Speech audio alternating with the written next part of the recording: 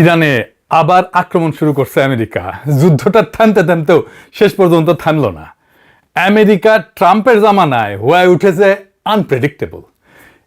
ইচ্ছে করেই করছে এটা ট্রাম্প। সে আলাপ আরেকদিন করা যাবে, কিন্তু এই যুদ্ধ নিয়ে তো আমাদের প্রেডিক্ট করতে পারতে হবে কি ঘটতে যাচ্ছে, কি হইতে পারে। কারণ আমাদের জন্য, আমাদের দেশের জন্য, দেশের জনগণের ভবিষ্যৎকে প্রোটেক্ট করতে হইলে আমাদের ভূ রাজনীতির সব হিসাব নিকাশ সম্পর্কে স্পষ্ট ধারণা থাকতে হবে। তাইলেই এই জটিল সময়ে আমরা অতিক্রম করতে পারবো। এই যুদ্ধে ইরান, আমেরিকা আর ইসরায়েলের শক্তি আর দুর্বলতাগুলো আমাদের খুঁটায় খুঁটায় জানতে হবে।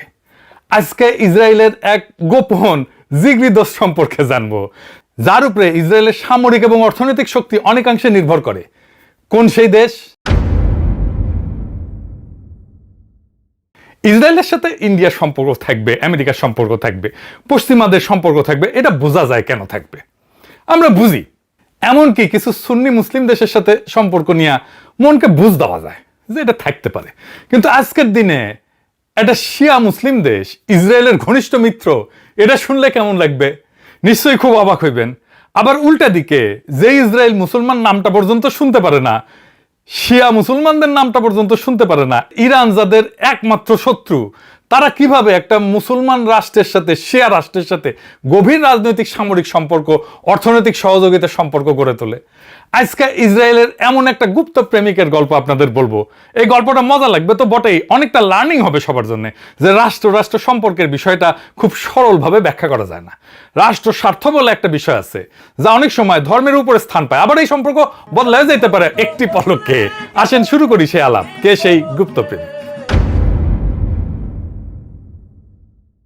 সেই গুপ্ত প্রেমিক আজারবাইজান। ইসরায়েলের সাথে তাদের সম্পর্ক এতই গভীর যে পরস্পরের উপরে তারা এত নির্ভরশীল, অথচ এইটা নিয়ে কোনো হইচই নাই, আলাপ নাই।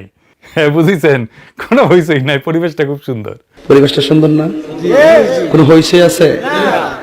2009 সালে ফাঁস হওয়া একটা মার্কিন কূটনৈতিক তারবার্তায় আজারবাইজানের প্রেসিডেন্ট ইলহাম আলিয়েভ তার দেশের সঙ্গে ইসরায়েলের সম্পর্ককে একটা আইসবার্গ বা হিমশৈলের সাথে তুলনা করছিলেন। মানে হিমশৈলে তো জানেন তো, যার 9 দশমাংশ থাকে পানির নিচে আর 1 দশমাংশ থাকে পানির উপরে। তো এইরকম পানির উপরে অল্প একটু আছে, কিন্তু ভিতরে অনেক গভীর। আজ প্রায় 2 দশক পর সেই হিমশৈল পানির অনেক উপরে মাথা তুলে দাঁড়াইছে। এটা এমন এক সম্পর্ক যা সমস্ত রাজনৈতিক ধারণাকে ভেঙে দেয়। একদিকে শিয়া সংখ্যাগরিষ্ঠ একটা মুসলিম দেশ, অন্যদিকে ইহুদি রাষ্ট্র ইসরায়েল, যাকে বেশিরভাগ মুসলিম বিশ্ব কূটনৈতিকভাবে দূরে রাখে।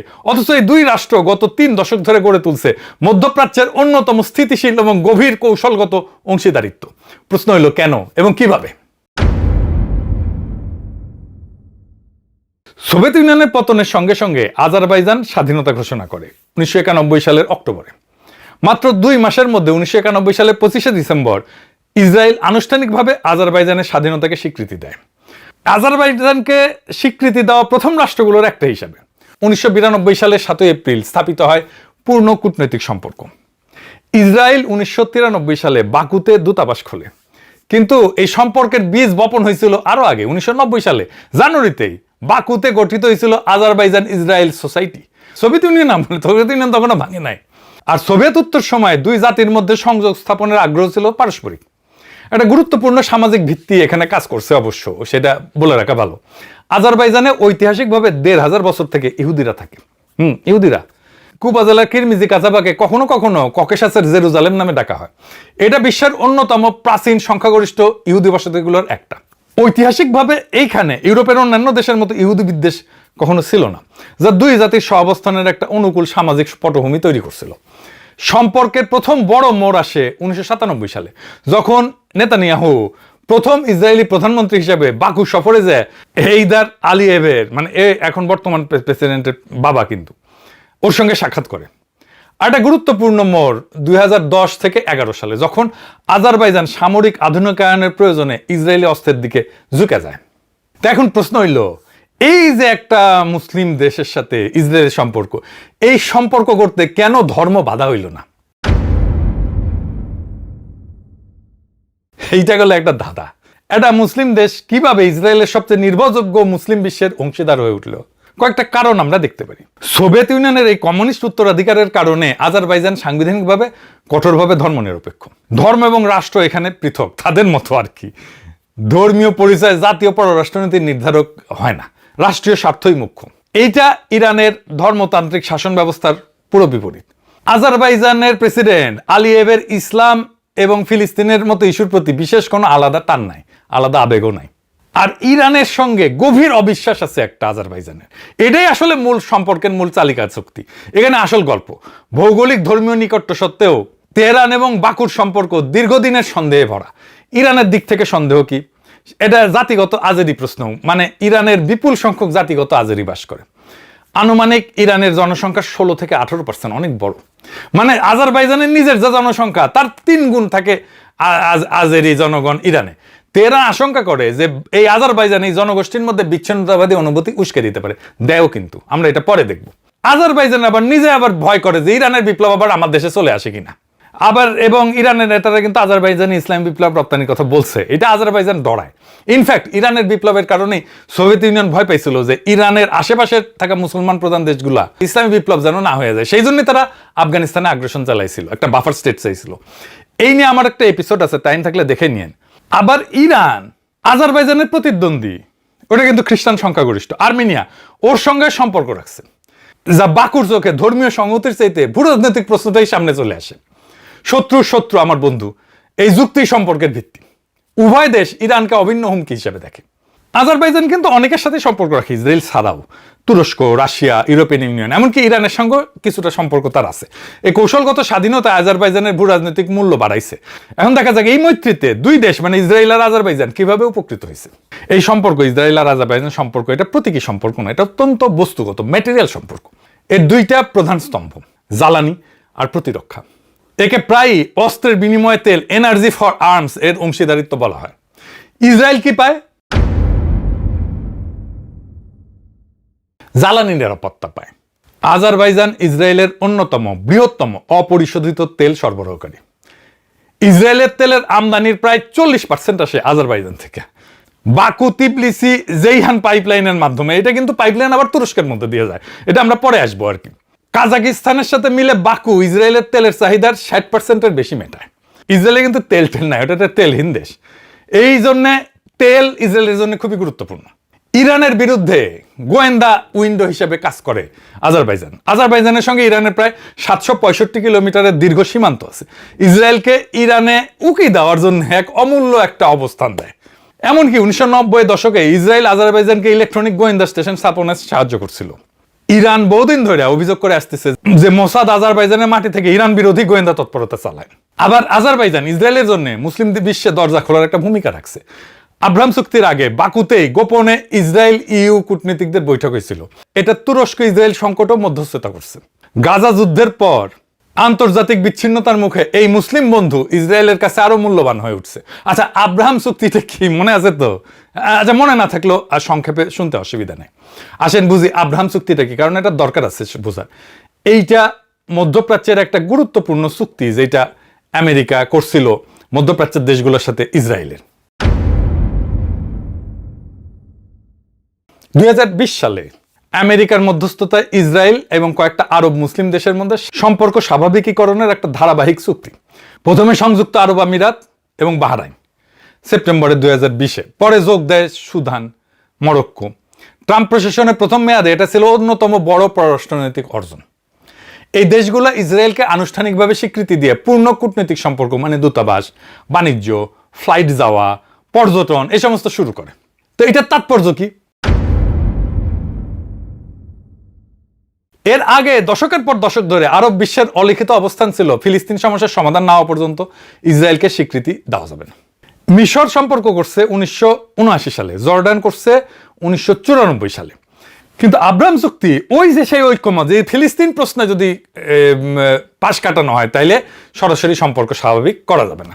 তো এখন এই চুক্তি বলছে যে না, এটা ছাড়াও তুমি সম্পর্ক স্বাভাবিক করতে পারো। তো কেন চুক্তির নাম আব্রাহাম? আব্রাহাম মানে ইব্রাহিম থেকে আসছে আর কি।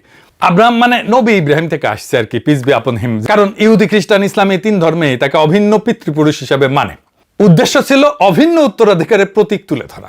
তবে ফিলিস্তিন কর্তৃপক্ষ এটাকে পিঠে ছুরি মারা হিসাবে দেখছে, কারণ তাদের রাষ্ট্র প্রশ্নে কোনো অগ্রগতি ছাড়াই আরব দেশগুলো ইসরায়েলের সাথে সম্পর্ক করছে। তো এই সম্পর্কে আজারবাইজান আসলে কি পায়? 1 নাম্বার, আজারবাইজান অত্যাধুনিক অস্ত্র পায়।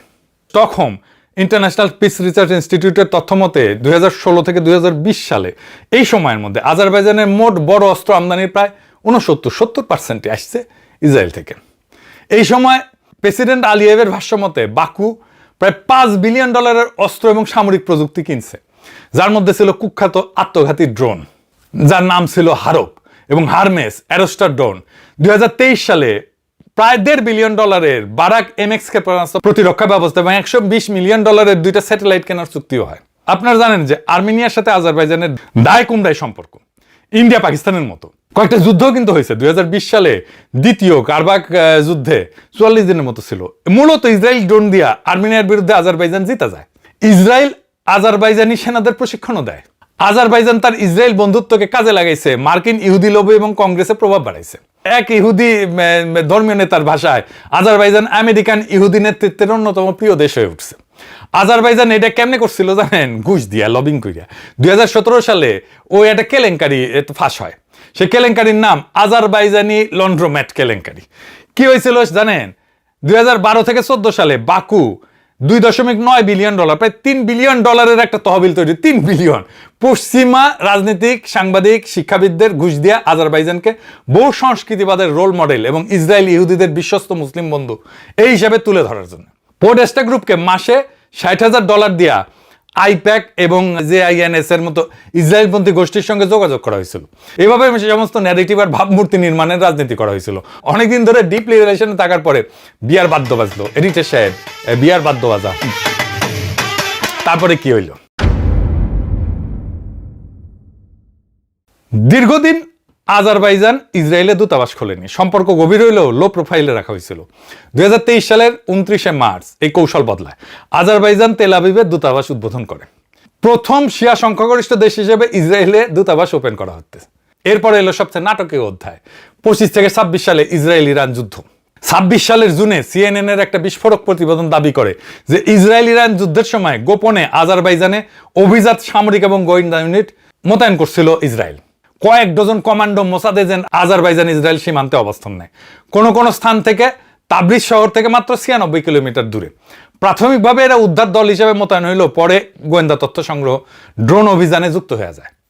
IRGCর গোয়েন্দা প্রধান রহমান মোগাদ্দামকে ওই হত্যার অভিযান এখান থেকে পরিচালিত হয়েছিল। ইরান কলে অভিযোগ করছিল যে ইসরায়েলি ড্রোন আজারবাইজানের আকাশসীমা ব্যবহার করে ইরানে হামলা চালাইছে।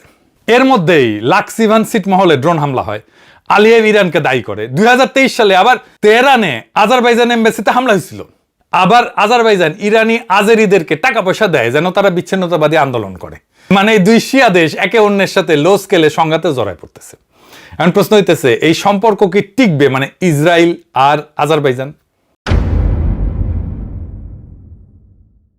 আর এই সম্পর্কের বিরুদ্ধে বিরোধিতাও হাসিনার আমলের মতোই, মানে আজারবাইজানের মধ্যে বিরোধিতা। আজারবাইজানের ভেতরে ইসলামপন্থী নিষিদ্ধ ঘোষিত Islamic party of Azerbaijan IPA, তারা সবসময় এই ঐক্যের বিরুদ্ধে প্রতিবাদ করে। হাসিনা আমলে জামাতকে নিষিদ্ধ করার মতো করে নিষিদ্ধ করে দিয়েছে কিন্তু IPA-কে আলিয়েভের সরকার। 2011 সাল থেকে এই দলটার নেতা মবসুম সামাদাভ গ্রেপ্তার হয়ে কিন্তু জেলে আছে।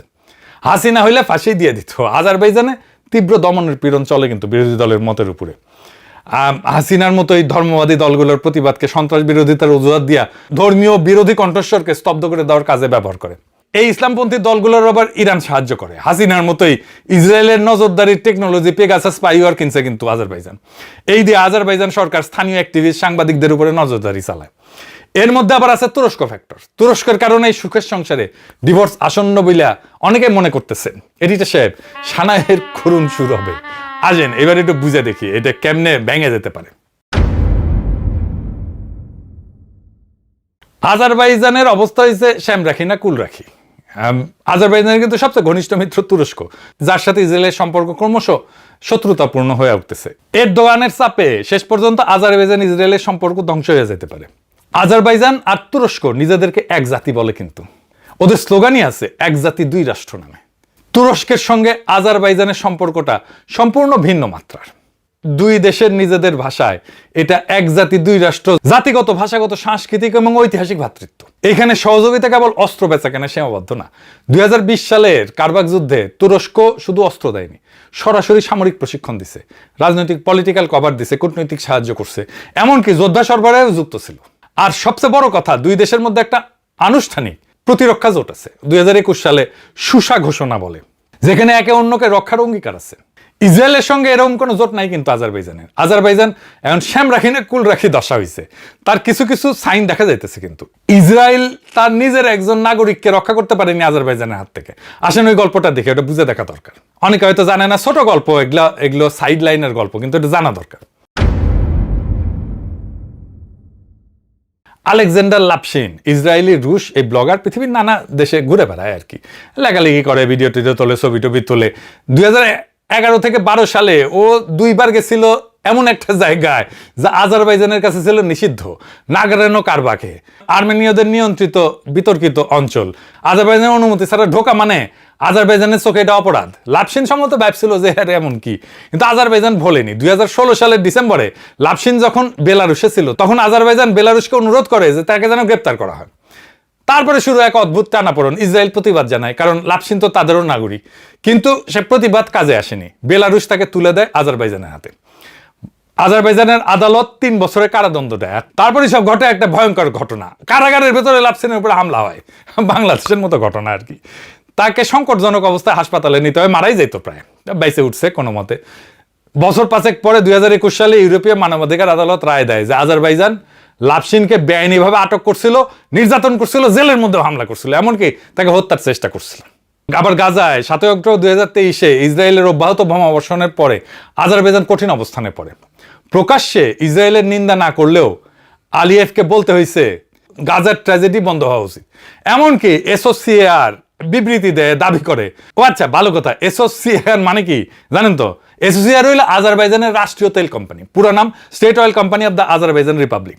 এরা বিবৃতিতে বলছে যে তারা ইসরায়েলে সরাসরি তেল বিক্রি করতেছে না, নিছক পাইপলাইন চুক্তির শর্ত পূরণ করতেছে। হ্যাঁ, আবার দেখেন, মানে এই এসোসিয়েআর ইসরায়েলের তামার গ্যাস ক্ষেত্রে 10% শেয়ার কিনছে। এই তামার গ্যাস কেন্দ্র কিন্তু ইসরায়েলের বিদ্যুতের একটা বড় অংশ যোগায়। অর্থাৎ আজারবাইজান কেবল তেল বিক্রেতা না, ইসরায়েলের জ্বালানি অবকাঠামোর মালিকানাতেও ঢুকে গেছে আদানির মতো, বুঝে যাও। এই তেল আবার ইসরায়েলে যায় তুরস্কের উপর দিয়া, এই এক পাইপলাইন দিয়া। কে কার ধুলায় অন্ধকার। গাজা যুদ্ধের তীব্রতম সময় আজারবাইজান তেল সরবরাহ বন্ধ করেনি, বরং 2023 থেকে 2024 প্রথমার্ধে ইসরায়েল তেল রপ্তানি প্রায় 55% বাড়াইছে। সম্পর্ক এই মুহূর্তে ঐতিহাসিক শীর্ষে। 2026 সালের জানুয়ারিতে ইসরায়েলি পররাষ্ট্রমন্ত্রী বলছে দূতাবাস খোলার পরে সম্পর্ক নাটকীয়ভাবে ঘনিষ্ঠ হয়েছে। যদি ইরানের শাসন বদলায়, যদি ইরানের যুদ্ধ দীর্ঘায়িত হয়, বা তেহরান ওয়াশিংটন সম্পর্ক যদি স্বাভাবিক হয়ে যায়, দুইটা ক্ষেত্রেই, তাহলে ইসরায়েলের কাছে আজারবাইজানের কৌশলগত মূল্য কমে যাবে। ইসরায়েল যদি আবার ইরানি তেল কিনতে পারে, আজারবাইজানের জ্বালানি গুরুত্ব কমে যাবে। ইরানের শক্তি যদি কমে যায়, যুদ্ধ যদি দীর্ঘায়িত হয়, বা ইরান যদি ধরেন পরাজিত হয়ে যায়, আল্লাহ না করুক, তাইলে তুরস্ক ইসরায়েলের প্রধান ভূ রাজনৈতিক প্রতিপক্ষ হয়ে উঠবে। আমার বিশ্বাস এইটা। তাইলে আঙ্কারার সাথে বাকুর ঘনিষ্ঠতা প্র্যাকটিক্যালি রাখা যাবে না। ইরান যুদ্ধ যদি মারাত্মক আকার ধারণ করে, বিপুল জাতিগত আজেরি শরণার্থী আজারবাইজানে ঢুকতে পারে, যা বাকুর জন্য বিরাট বোঝা হবে। ওদের জনসংখ্যা 3 গুণ বেশি লোক। এই সংকটে আজারবাইজানের সবচেয়ে বেশি নির্ভর করবে তুরস্কের উপরে, ইসরায়েল না। কেন? লক্ষ লক্ষ জাতিগত আজেরি শরণার্থী সীমান্তে, কিংবা আজারবাইজান নিজেই সামরিক হুমকির মুখে। এমন অস্তিত্বগত সংকটে আজারবাইজানের আসলে যেটা দরকার, এটা হইতেছে স্থল সীমান্তে প্রকৃত সামরিক ব্যাকআপ এবং সেনা, যা কেবল প্রতিবেশী তুরস্ক দিতে পারে।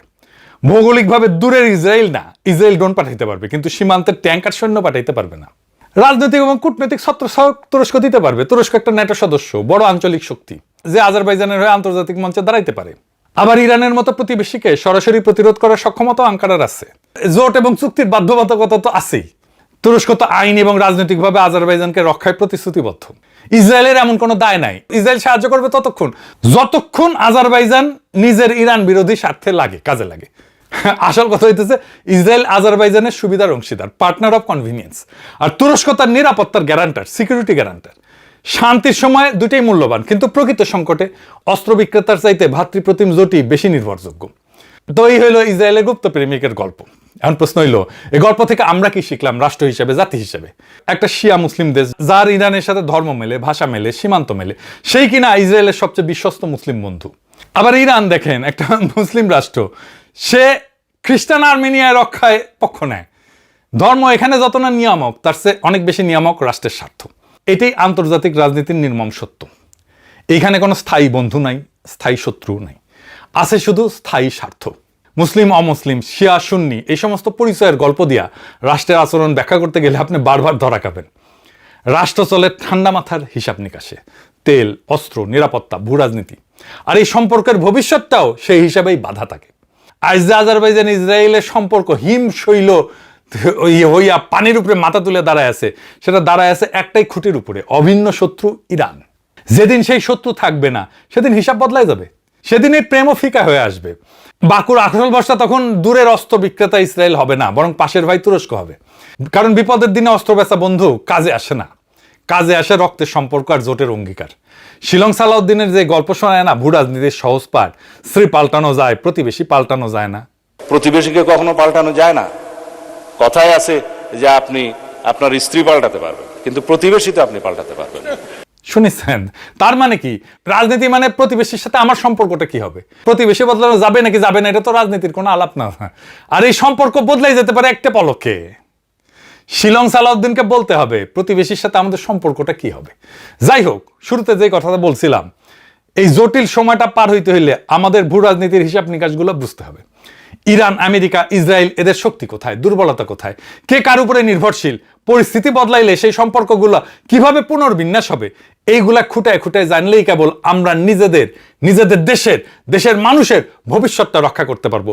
সেটাই আমাদের গন্তব্য, সেটাই আমাদের কর্তব্য। ইনকিলাব জিন্দাবাদ, আজাদি জিন্দাবাদ।